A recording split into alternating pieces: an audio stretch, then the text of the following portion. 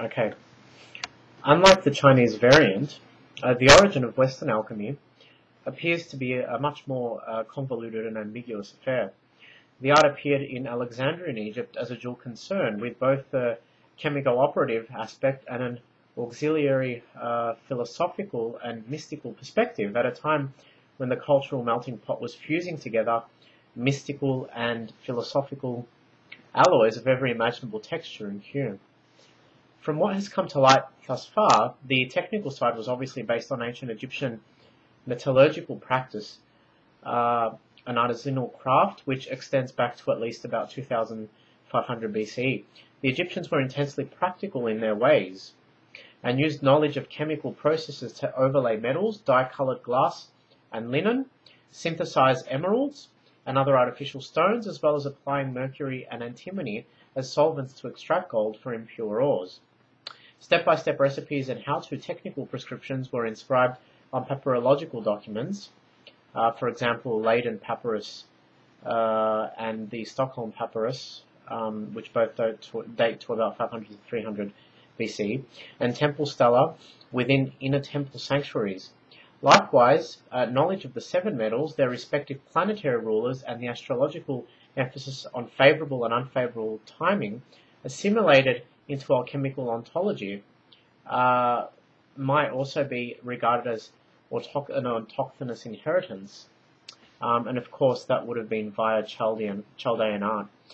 In short, the alchemical fascination with heating, distilling, redistilling substances, and subjecting them to intense heat in athanors, which are alchemical ovens or furnaces, goes so far as to reveal just how influential Egyptian metallurgical and glassmaking practices were on the art. What is known of the earliest Egypto-Greek alchemists also attests to such. In their respective compositions, Bolus of Mendes and Zosimus of Panopolis offer formulas and practical techniques on the imitation and preparation of precious metals like silver and gold.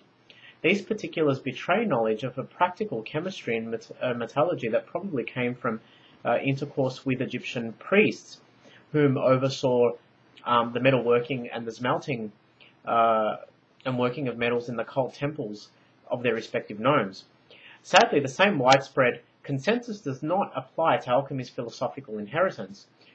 There are variant opinions in circulation, with the two most popular attributing what is supposed to mark a subjectively experienced spiritual endeavour either to philosophical speculations made by the Ionian pre-Socratics or to an Egyptian and a mystic cosmogony and sacred science now lost.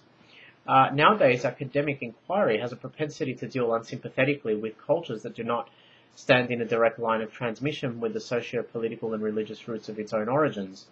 For that reason, it is talked towards classical philosophy and rejects the latter as a subtle mythologization of the ancient Egyptian culture. In fact, anyone who bothers to delve into the issue inevitably sees that most scholars working in the field of Western esotericism today are unconsciously influenced by the impression that the Western world is predominantly a product of Hellenistic and Roman thought. Hence, they will not budge from their perspectives that the salvific quest for unio mystica, which parallels, mirrors, and internalizes the technical aspect, is derived from a physis, a Greek natural science, couched in Platonic terminology. Perhaps the modern-day enigma is best exemplified by the etymological root of the word alchemy itself, a term whose origin is still widely debated.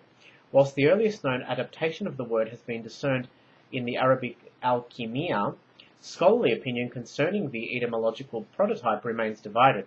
Some gravitate towards a Greek derivation in chyma, meaning to cast or melt. Chimia, then, which forms a greater part of the word alchimia, would denote the craft of pouring metal. Others see a much stronger and more authentic connection with the Egyptian kemet, a term which connotes black earth. This enigma may remain a polemical concern for a while yet, given that alchemy's cosmological perspective is intimately bound up with both the craft of pouring metals and with the theoretical framework that all is one, as we were saying, entopan, in the black-based substance of creation known as the prima materia. Let's attempt to piece together an Egyptian worldview based on pictorial images from surviving temple inscriptions and funerary texts, as well as other papyrological documents that comprise a much greater body of literature now lost in time. Just like our Paleolithic and Neolithic ancestors, the Egyptians gravitated towards a polygonal experience of reality, a sacred universal science in which the invisible realm of spirit and the visible realm of matter worked in eternal conjunction and cooperation with one another to bestow forms upon the prima materia, or primordial chaos, as all Egyptian creation myths will affirm. In such a pre-rationalistic reality, the respective poles, negative and positive, active and passive, feminine and masculine, ethos and nihili, do not act as independent denominations on this beaded necklace of immutable consciousness or being, but mutually interpenetrate one another to create a cosmic shadow play. To understand it, one must engage and contemplate the quantitative and qualitative aspects of its material forms, its spiritual center, and its multiplicity of meanings, which portray a fundamental interconnectedness for the entire universe. Unlike the Greeks who came after them, the Egyptians never ascribed dialectic expression to this multidimensional cosmography, nor did they officialize any of their beliefs in writing. Pictograms, hieroglyphs, and any other forms of writing could not capture the rich and numinous essence of such a sacrosanct reality. Being much more subtle in their ways, they implied it with ample use of literary techniques, including paronomasia, which means puns, metaphors, and wordplays. In the Egyptian mystery religion, the triad Nut, Hathor, and Isis embodied the formative forces of the aesthetically feminine. Her body was the world tree that united the heaven, the earth, and the underworld, the sun and the astral bodies, the corporeal ego and the eternal soul, passed through the respective denominations of her body in a cycle of eternal recurrence, of dismemberment and reintegration, of purification and illumination, and of death and rebirth, such as the one we see in the alchemical ontology of solve et coagula, a term which literally means to dissolve and coagulate. She was the sycamore or African palm that offered her mortal children sustenance, yet she was also the hulk of wood known as the sarcophagus, the bloodthirsty flesh eater that encased and devoured the departed. In the heavens, her numinous spirit expressed itself as the star Sirius, both inaugurating the increase and decrease of formative forces and measuring the eternity of time. Her star was the harbinger of the Nile inundation, an event of utmost importance, seeing that it ordered the Egyptian seasons and civil calendar, and thus kind of their entire lives. On the earth, a place where everything is a debased reflection of everything above, her powers were much more subtle and occult. Here, seeds of detritus and dust grew in the rich, fertile humus of her subterranean form-giving womb, and flowered into metals like gold, copper, and silver, and precious stones like diamonds, emeralds, turquoise, malachite, and lapis lazuli. In ancient Egypt, the depiction of a woman tugging on a pig's tail was a manifold symbol. It customarily alluded to a solar eclipse, but it was also a pictorial pun for blue, a colour whose intrinsic and qualitative connection to the lapis lazuli stone and the Nile River underpins the Egyptian motivation to group all three concepts under the same name, blue, so they're all known as blue. What should be evident here is that we have begun to scratch the surface of a sacred science which makes use of symbols to illuminate a quantitative connection, in this case a confluence between the mother goddess as her majesty, Hathor, the woman, the moon, the colour blue, elements of water, and a semi-precious stone. So, if the just mentioned holds true, then the tendency of Western alchemical treatises to make use of the same symbol, emblem, or name when referring to multiple concepts or substances must be an Egyptian inheritance. What is more, the purely monocular, mechanistic, and soulless vision ascribed to the Egyptian temple arts by scholars of Western esotericism is beginning to wear thin and fast. Let's look for a more tangible example of the Egyptian view of life in a cosmographical text to be found in the second traverse chamber of the Osirion in the upper Egyptian city of Abydos. And this text is called the Book of Night. In a pictorial sequence relating to the passage of the dead through the 6th hour of the night, we encounter 4 androgynous beings arcing backwards. All appear to be deeply engrossed in the bliss that only orgasm can bring.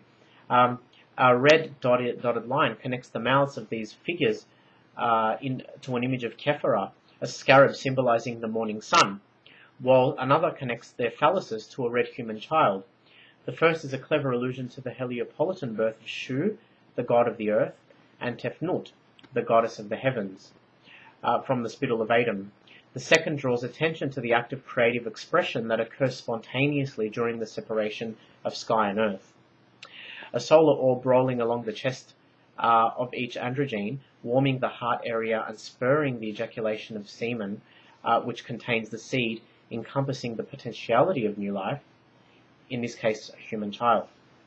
Accompanying these 6th-hour emblems of life coming to be are 3 furnaces overseen by 3 female figures called Caesars.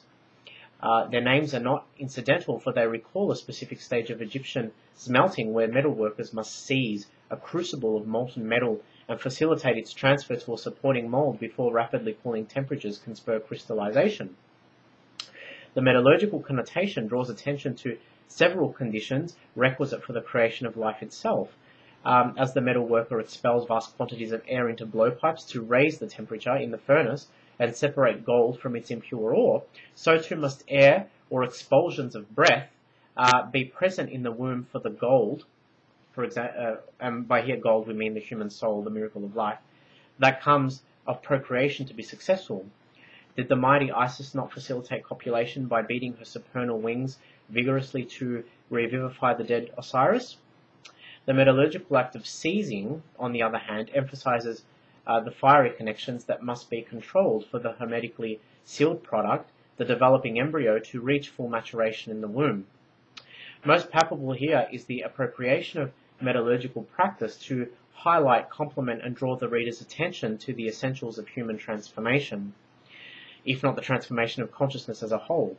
Lest we forget that the goddess Hathor was the mother goddess who mediated the birth-giving process, but she was also the patroness of mining, who entrusted sacred stones and metals like lapis lazuli, turquoise, and copper to her mortal children, together with serendipity in their diligent quests. For example, some of Hathor's titles were Golden One, Mistress of Turquoise, Mistress of Malachite, etc. If this isn't a perfect example of a spiritual and polygonal outlook, which draws together a nexus of meanings through external correspondences to better contemplate the unbounded wholeness of spirit and its luminosity in all created things, then I don't know what is. On that note, I will see you next time.